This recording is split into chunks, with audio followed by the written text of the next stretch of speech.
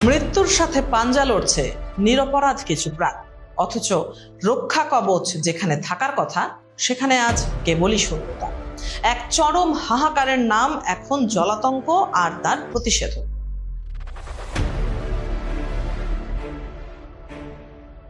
দর্শক, বাংলাদেশের স্বাস্থ্য খাতের এক অন্ধকার চিত্র আজ আপনাদের সামনে তুলে ধরব, যেখানে সরকারি আশ্বাসের আড়ালে লুকিয়ে আছে টিকার তীব্র হাহাকার।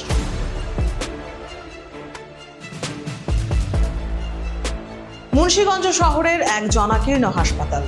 রুবি আক্তার নামের এক শ্রমজীবী মা তার 10 বছরের সন্তানকে নিয়ে হন্তদন্ত হয়ে ছুটছেন এদিক ওদিক। কিছুক্ষণ আগেই রাস্তার পাগলা কুকুর কামড়ে দিয়েছে তার কলিজার টুকরোকে। দুশ্চিন্তায় দিশেহারা মা ভাবছিলেন সরকারি হাসপাতালে গেলেই হয়তো মিলবে রক্ষা, কিন্তু বিধি বাম। হাসপাতালের দরজায় গিয়ে তিনি যা শুনলেন তা শোনার জন্য বোধহয় তিনি প্রস্তুত ছিলেন না।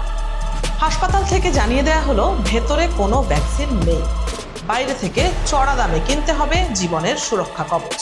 রুবি আক্তারের দৈনিক আয় যেখানে মাত্র 300 টাকা, সেখানে একটি ভ্যাকসিনের দাম ফাঁকা হয়েছে 900 টাকা।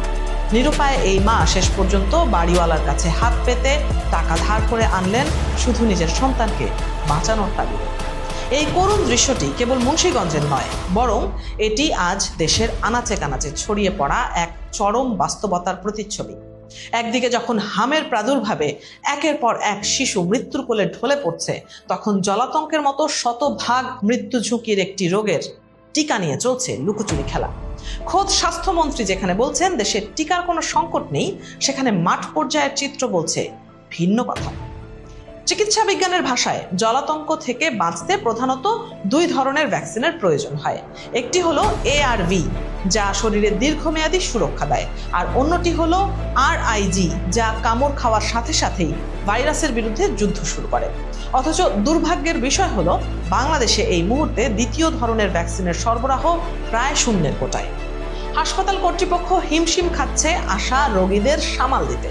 প্রতিদিন গড়ে 30 থেকে 40 জন রোগী কুকুরের কামড় নিয়ে হাসপাতালে আসলেও সবাইকে টিকা দেওয়া সম্ভব হচ্ছে না। চিকিৎসকরা অনেকটা বাধ্য হয়েই এখন টিকার রেশনিং করছেন। যারা অত্যন্ত দরিদ্র, কেবল তাদেরই দেওয়া হচ্ছে সরকারি মজুদ থেকে অবশিষ্ট থাকা সামান্য কিছু টিকা। কিন্তু প্রশ্ন জাগে, রাজধানী ঢাকার বাইরে কেন এই হাহাকার? মুন্সিগঞ্জের মতো জেলা শহরগুলোতে যখন টিকার এই দশা, তখন উপজেলা পর্যায়ের স্বাস্থ্য কমপ্লেক্সগুলোর অবস্থা আরও শোচনীয়। ভুক্তভোগীদের কথা শুনলে শিউরে উঠতে হয়। তাদেরকে স্থানীয় হাসপাতাল থেকে সরাসরি রেফার করা হচ্ছে ঢাকার মহাখালীর সংক্রামক ব্যাধি হাসপাতালে, কারণ সেখানে কোনো টিকাই নেই। রাজধানীর মহাখালীতে EPI অফিসে যে তথ্য পাওয়া গিয়েছে তা আরো ভয়াবহ। অফিসের সামনে সারি সারি ট্রাক দাঁড়িয়ে আছে, কিন্তু সেই ট্রাকগুলো লোড করার মতো টিকার মজুদ কেন্দ্রীয় গুদামে নেই। নাম প্রকাশ না করার শর্তে কর্মকর্তারা স্বীকার করেছেন যে দেশে বর্তমানে বাফার স্টক বা জরুরি মজুদ বলে কিছু নেই। নিয়ম অনুযায়ী 3 মাসের বাড়তি টিকা জমা থাকার কথা থাকলেও এখন কেবল দিনের প্রয়োজন মেটাতেই হিমশিম খেতে হচ্ছে। টিকার এই সংকট কেবল জলাতঙ্কের মধ্যেই সীমাবদ্ধ নেই। EPI কর্মসূচির আওতায় থাকা 9টি জীবন রক্ষাকারী টিকার মধ্যে বেশ কয়েকটির মজুদ এখন তলানিতে। জনস্বাস্থ্য বিশেষজ্ঞরা কপালে ভাঁজ ফেলে বলছেন, যদি দ্রুত এই বাফার স্টক নিশ্চিত করা না যায়, তবে অচিরেই হামের মতো পোলিও বা যক্ষ্মার প্রাদুর্ভাব ফিরে আসতে পারে। এত কিছুর পরও স্বাস্থ্যমন্ত্রী সরদার মোহাম্মদ সাখাওয়াত হোসেনের কণ্ঠে ভিন্ন সুর। তিনি দৃঢ়ভাবে দাবি করছেন যে দেশে আগামী 6 মাসের টিকা মজুদ আছে। তার মতে কোনো টিকারই সংকট নেই এবং এটি নিয়ে বিভ্রান্ত হওয়ার অবকাশ নেই। কিন্তু মন্ত্রীর এই বক্তব্যের সাথে হাসপাতালের লম্বা লাইনে দাঁড়িয়ে থাকা মানুষের হাহাকার কোনোভাবেই মেলানো যাচ্ছে না। বিশ্লেষকরা বলছেন এই সংকটের মূলে রয়েছে নীতি নির্ধারণী পর্যায়ের কিছু ত্রুটি।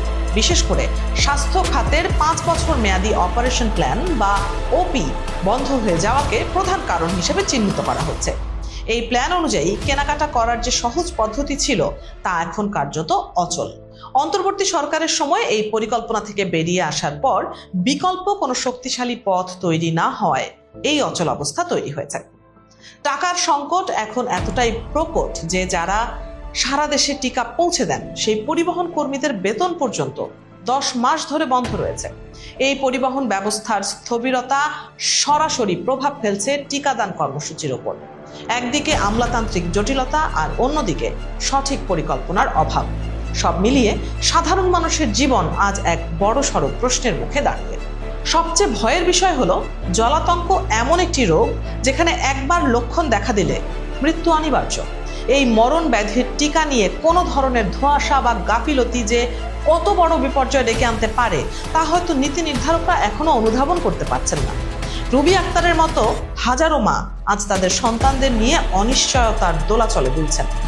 সরকার বলছে প্রকিউরমেন্ট বা কেনাকাটার কাজ চলছে, আগামী মাসে হয়তো টিকা আসবে, কিন্তু সেই আসা পর্যন্ত মাঝখানের এই সময়টায় যারা আক্রান্ত হচ্ছেন তাদের জীবনের নিরাপত্তা কে দেবে?